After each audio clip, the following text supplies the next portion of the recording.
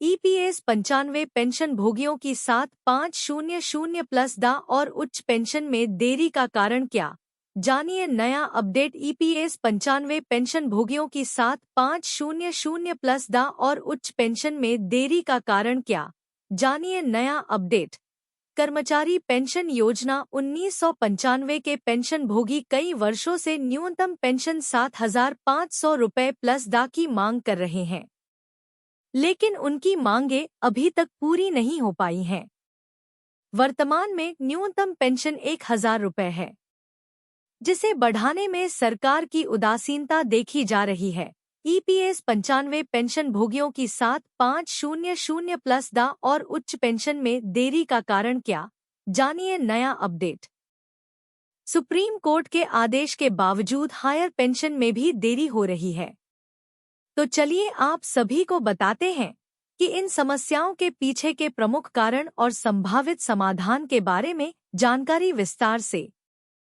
EPS 95 pension. EPS 95 pension भोगियों में जागरूकता की कमी।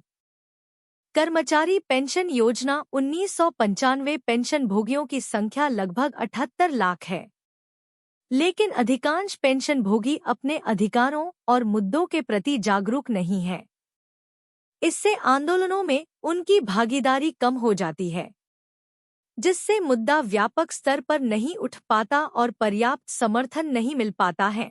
एम्प्लॉय पेंशन स्कीम यूनियनों के बीच असंगठित स्थिति।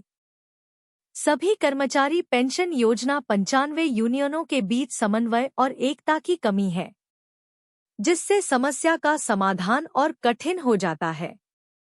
एकजुट होकर काम करने से ही पेंशन भोगियों के अधिकारों की लड़ाई प्रभावी तरीके से लड़ी जा सकती है।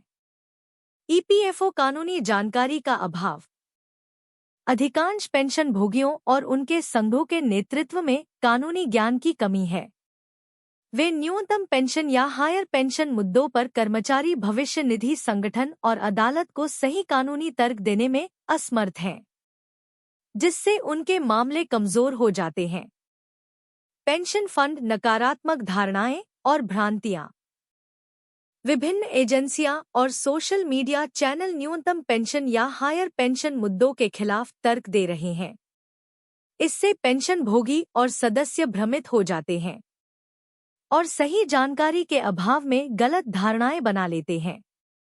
ईपीएस 95 पेंशन प्रक्रियात्मक देरी।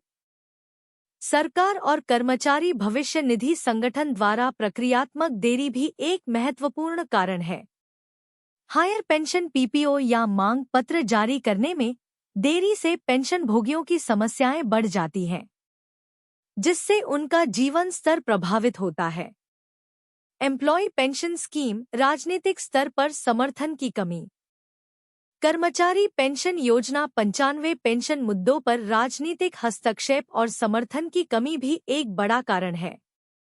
राजनीतिक दलों द्वारा पर्याप्त समर्थन नहीं मिलने से सरकार पर दबाव नहीं बनता है कि वे जल्दी और प्रभावी निर्णय लें। ईपीएफओ आर्थिक चुनौतियां। अधिकांश पेंशन भोगियों के पास आर्थिक संसाधनों की कमी है, जिससे वे अपने अधिकारों के लिए संघर्ष नहीं कर पाते हैं। यह आर्थिक कमजोरी उन्हें अपनी आवाज उठाने से रोकती है और उनके अधिकारों से वंचित रखती है। पेंशन फंड समाधान क्या है? इन समस्याओं के समाधान के लिए संगठित और सामूहिक प्रयास की आवश्यकता है। पेंशन भोगियों को अपने अधिकारों के प्रति जागरूक करने के लिए व्यापक जागरूकता अभियान चलाए जाने चाहिए, क्योंकि यूनियनों को एकजुट होकर कानूनी लड़ाई लड़ने और सरकार पर दबाव बनाने की जरूरत है। ईपीएस 95 पेंशन स्कीम में बड़ा बदलाव। 23 लाख कर्मचारियों को फायदा।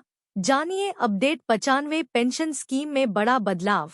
23 लाख कर्मचारियों को फायदा। जानिए अपडेट। आप सभी को बता दें कि केंद्र सरकार ने कर्मचारी पेंशन योजना 1995 में महत्वपूर्ण संशोधन किए हैं, जो कि 28 जून 2024 से प्रभावित हो गए हैं। इस नए संशोधन का मुख्य लक्ष्य उन कर्मचारियों को भी निकासी लाभ प्रदान करना है, जिन्होंने 6 महीने से कम अंशदायी सेवा की है। ईपीएस 95 पेंशन स्कीम में बड़ा बदलाव। 23 लाख कर्मचारियों को फायदा, जानिए अपडेट। इस पहल में हर साल 7 लाख से अधिक कर्मचारियों को लाभ मिलेगा। तो चलिए आप सभी को बताते हैं कि कर्मचारी पेंशन योजना में क्या बदलाव किया गया है, जिसके कारण हर साल 7 लाख कर्मचारियों को फायदा मिलेगा। तो चलिए जानते हैं विस्तार से। ईपीएफओ 6 महीने से कम सेवा वाले सदस्यों को लाभ। जैसा कि आप सभी को बता दें, अभी तक 6 महीने से कम सेवा करने वाले सदस्य निकासी करने के पात्र नहीं होते थे, जिसके कारण कई कर्मचारियों के दावे खारिज हो जाते थे और उन्हें किसी प्रकार का लाभ नहीं मिल पाता था। इस संशोधन के बाद 6 महीने से कम सेवा करने वाले कर्मचारी भी निकासी का लाभ प्राप्त कर सकते हैं, जिसके कारण से उन कर्मचारियों की वित्तीय स्थिति में सुधार होता है। ईपीएस पेंशन टेबल डी में संशोधन। आप सभी को बता दें कि सरकार ने टेबल डी में भी संशोधन किया है, जिससे अब सेवा के प्रत्येक पूरे महीने को ध्यान में रखकर निकासी लाभ की गणना की जाएगी।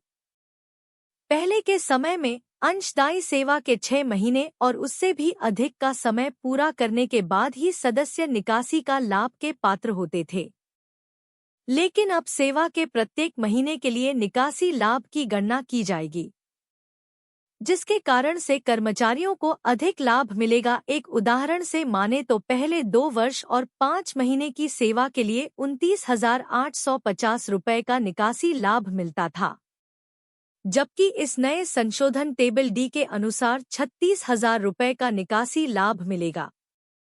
एम्प्लॉयज प्रोविडेंट फंड ऑर्गेनाइजेशन वित्तीय वर्ष 23 से 24 के आंकड़े।